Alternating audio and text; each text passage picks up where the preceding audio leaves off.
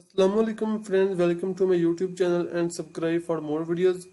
Today our topic of discussion is chapter Bioenergetics lecture 7 Electron Transport Chain.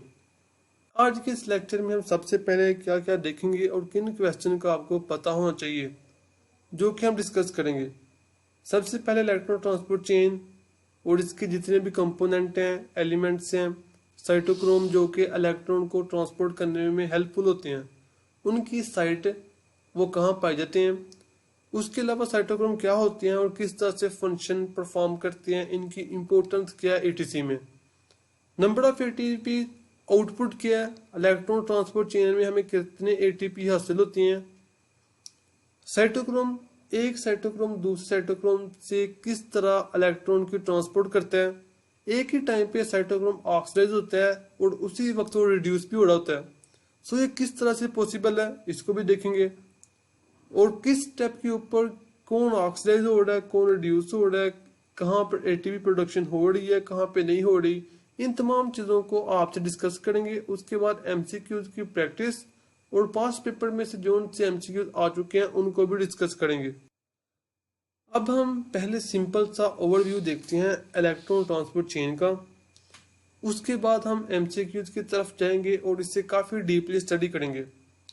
First of all वो reduced form में जो NADH FADH2 हमें Krebs cycle में, इसके अलावा NADH पाइरुविक एसिड ऑक्सीडेशन में, glycolysis में जो हमें हासिल हुए थे उनकी इधर होती है ऑक्सीडेशन। सो अगर किसी एमसीक्यूज में पूछा जाए कि what happens in ETC electron transport chain में क्या हो रहा है, oxidation of coenzyme NADH FADH2। So ये ऑक्सीडाइज हो रहे हैं। जब NADH ऑक्सीडाइज होगा तो 2 इलेक्ट्रॉन देगा कोएंजाइम Q को।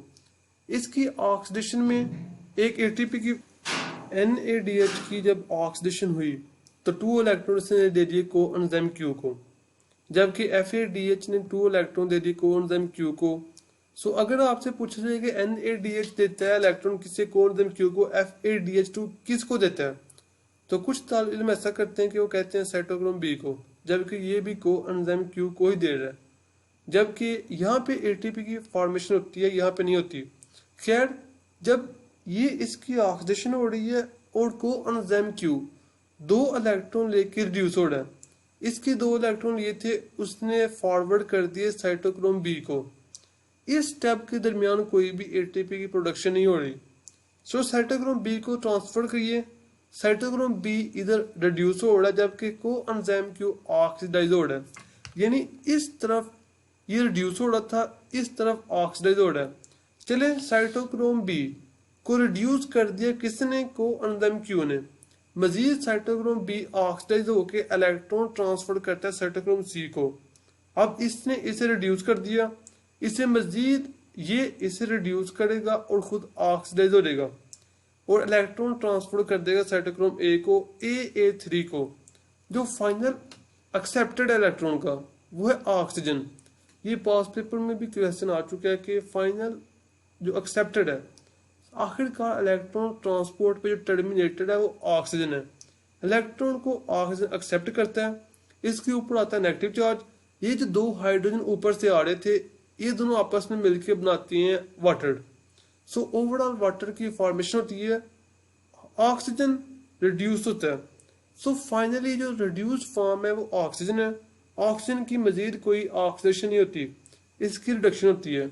सो आपने सबसे पहले क्या देखा, कोएंजाइम Q ने इधर से ऑक्सीडाइज हुआ, आगे रिड्यूस कर दिया। अगर आपसे पूछ रहे हैं कि साइटोक्रोम C को कौन ऑक्सीडाइज करता है, इसको ऑक्सीडाइज कौन करता है, साइटोक्रोम A। अगर आपसे ये कहेंगे साइटोक्रोम A को कौन रिड्यूस करता है, तो साइटोक्रोम C इसे इलेक्ट्रॉन दे के रिड्यूस करता है। सो कौन ऑक्सीडाइज कर रहा है किसे, इस सीक्वेंस को आपने याद रखना बहुत जरूरी है।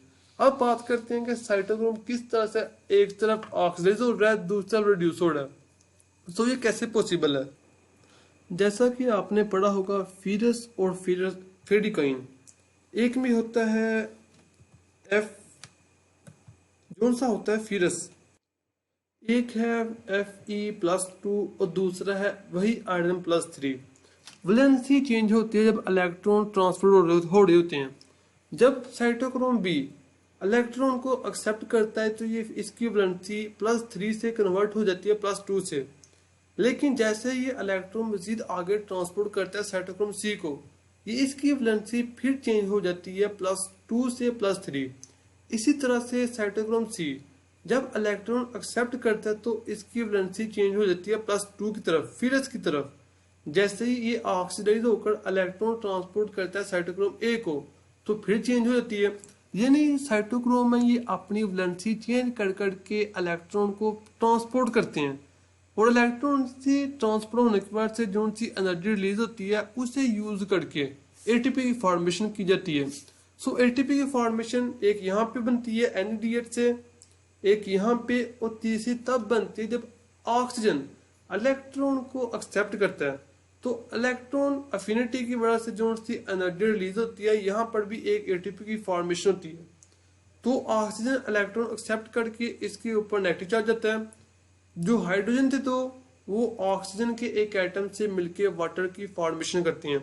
सो ओवरऑल ये वाला स्टेप था कि साइटोक्रोम क्या चीज है, ये प्रोटीन है, जबकि coenzyme Q is a non protein. Cytochrome protein है, ये वाटर सॉल्युबल है, जबकि coenzyme Q insoluble in water है, बल्कि सॉल्युबल इन लिपिड है और इनसॉल्युबल है वाटर में। सो ये प्रोटीन नहीं है, बाकी प्रोटीन इन नेचर है, जिनमें आयरन एज अ को फैक्टर के तौर पे एक्ट करता है। तो खैर इस टॉपिक में से चंद MCQ सॉल्व करते हैं ताकि आपको मजीद समझ आ जाए। Question number 1, a molecule of ATP produced when electron passes from coenzyme Q to cytochrome B, cytochrome B to cytochrome A, cytochrome B to C, A to A3। अब कौन सा ऐसा स्टेप था जहाँ पे एटीपी की प्रोडक्शन होती है, कहाँ पे नहीं होती। जैसा कि आपसे मैंने कहा था कि आपने याद रखना है कि किन स्टेप में एटीपी की फॉर्मेशन हो रही है, कहाँ पे नहीं हो रही। तो कहाँ पे फॉर्मेशन हो रही थी, जब B से C की तरफ जा रहा है। सो इसके अकॉर्डिंग जब साइटोक्रोम B सेंड करेगा साइटोक्रोम C से, तो फिर एटीपी की फॉर्मेशन होती है। So C is our correct option. जबकि A टू A3, जब B to A, cytochrome Q to B, इनमें कोई भी एटीपी की फॉर्मेशन नहीं होती। और दूसरी अहम बात, इनका जो सा सीक्वेंस है, Q किसे सेंड कर रहा है, B को, ना कि C को। इनका सीक्वेंस भी आपने याद रखना है, ये बहुत ही जरूरी है। सो इसका आंसर था C। The electron transport chain occurs in dash of mitochondria, outer membrane, inner membrane, matrix, inter membrane space. Outer membrane और इनर मेम्ब्रेन के दरमियान स्पेस होती है, वहां होता है मैट्रिक्स में होता है। इनर मेम्ब्रेन जिसे क्रिस्टा कहते हैं उसके ऊपर होता है, आउटर मेम्ब्रेन के ऊपर। सो इलेक्ट्रॉन ट्रांसपोर्ट चेन में जो सा प्रोसेस हो रहा है इसे हम कहते हैं ऑक्सीडेटिव फॉस्फोराइलेशन, क्योंकि एटीपी की फॉर्मेशन हो रही है। सो ये क्रिस्टा या फिर इनर मेम्ब्रेन पे होता है। B is our correct option. जबकि जितने भी साइटोक्रोम ये पिगमेंट हैं ये भी इनर मेम्ब्रेन के ऊपर ही पाए जाते हैं, और ऑक्सीडेटिव फॉस्फोराइलेशन वहां पर हो रही है। ये बहुत ही इंपॉर्टेंट स्टेप है, इंपॉर्टेंट पॉइंट है, आपने याद रखना है। अब हम question number 3, which of the following is incorrect about electron transport chain. A option oxygen final acceptor, जी ऑक्सीजन वाकई इलेक्ट्रॉन का फाइनल एक्सेप्टर होता है। बी ऑप्शन ऑक्सीजन रिडक्शन, तो ऑक्सीजन की रिडक्शन होती है। C option cytochrome C oxidised by cytochrome C, cytochrome C is oxidised by cytochrome A, या फिर cytochrome A oxidised by cytochrome C। अब वही बात जो कि आपसे मैंने कही थी कि हर स्टेप में क्या हो रहा है, कौन ऑक्सीडाइज हो रहा है, कौन रिड्यूस हो रहा है, कौन किससे ऑक्सीडाइज कर रहा है। तो जो साइटोक्रोम C है ये ऑक्सीडाइज बाय साइटोक्रोम A। जैसा कि आप देख सकते हैं कि साइटोक्रोम C ने इलेक्ट्रॉन रिलीज किए, ऑक्सीडाइज हुआ, और किसे दिए, साइटोक्रोम A को। सो C ऑप्शन करेक्ट है, cytochrome C oxidise by cytochrome A। जबकि जो सा D ऑप्शन है कि cytochrome A oxidise by cytochrome C, ये गलत है। साइटोक्रोम A ऑक्सीडाइज होता है by cytochrome A3, not by C, बल्कि साइटोक्रोम C तो साइटोक्रोम A को रिड्यूस करता है, ना कि ऑक्सीडाइज करता है। सो हर स्टेप में क्या हो रहा है इसे आपने जरूर माइंड में रखना है। Question number 4, which mammalian cell does not produce ATP by electron transport chain. इनमें से कौन सा ऐसा सेल है जो कि इलेक्ट्रॉन ट्रांसपोर्ट चेन के जरिए एटीपी की प्रोडक्शन नहीं करता? Red blood cell, white blood cell, liver cells, all can produce. तो all can produce is wrong option. Correct option है ए, रेड ब्लड सेल। क्योंकि आपको पता है कि रेड ब्लड सेल में न्यूक्लियस नहीं होता और ना ही इसमें माइटोकॉन्ड्रिया होता है। जब इसमें माइटोकॉन्ड्रिया नहीं होता तो जाहिर बात है इसमें इनर मेम्ब्रेन ऑफ माइटोकॉन्ड्रिया भी नहीं होगी। जब माइटोकॉन्ड्रिया ही नहीं तो क्रिस्टा कहां से आई? क्रिस्टा के ऊपर क्योंकि पिगमेंट पाए जाते हैं साइटोक्रोम, जहां पे ईटीसी होती है, इलेक्ट्रॉन ट्रांसपोर्ट चेन। सो इलेक्ट्रॉन ट्रांसपोर्ट चेन या सिंपली ऑक्सीडेटिव फास्फोराइलेशन आ जाए, वो ये कह दे कि किसके अंदर एनर्जी की प्रोडक्शन ऑक्सीडेटिव फास्फोराइलेशन नहीं होती, किसके ऊपर ये वाला स्टेप नहीं होता। सो माइटोकॉन्ड्रिया जितने भी स्टेप कंट्रोल करता है वो रेड ब्लड सेल के अंदर नहीं होते। ए इज आवर करेक्ट ऑप्शन। अब हम पास्ट पेपर से चंद एमसीक्यू सॉल्व करते हैं। The terminal electron accepted in electron transport chain is 2012 में आया था, जो कि मैं कब का चीख के आपको बता रहा हूं कि वो क्या है, oxygen. Carrier of electron transport chain located on dash 2015 में। Inner membrane, matrix of mitochondria, outer membrane, inter membrane space. और ये भी मैंने आपको बता दिया कि इलेक्ट्रॉन ट्रांसपोर्ट चेन या इसे ऑक्सीडेटिव फास्फोराइलेशन कह लें या फिर पिगमेंट या कैरियर जो कि इलेक्ट्रॉन ट्रांसपोर्ट चेन के हैं, वो इनर मेम्ब्रेन ऑफ माइटोकॉन्ड्रिया या फिर क्रिस्टा के ऊपर पाए जाते हैं। B is our correct option. दोस्तों ये था आज का हमारा टॉपिक। उम्मीद है आपको समझ आ गया होगा। एक अहम बात जो कि अभी रहती है वो कि टोटल नंबर ऑफ एटीपी कितने गेट होते हैं, कितने प्रोड्यूस होते हैं इलेक्ट्रॉन ट्रांसपोर्ट चेन से। सो एनएडीएच के कितने मॉलिक्यूल हमारे पास थे? क्रेब्स साइकिल ने हमें 3 एनएडीएच के मॉलिक्यूल दिए। कितने दिए? 3, जबकि एक दिया पायरुविक एसिड ने। ग्लूकोज ने 2 दिए। अब ग्लूकोज से 2 पायरुवेट के मॉलिक्यूल बनते हैं। सो एक पायरुवेट की वजह से हमारे पास आती है एक एनएडीएच, दूसरे की वजह से आया था एक और एनएडीएच।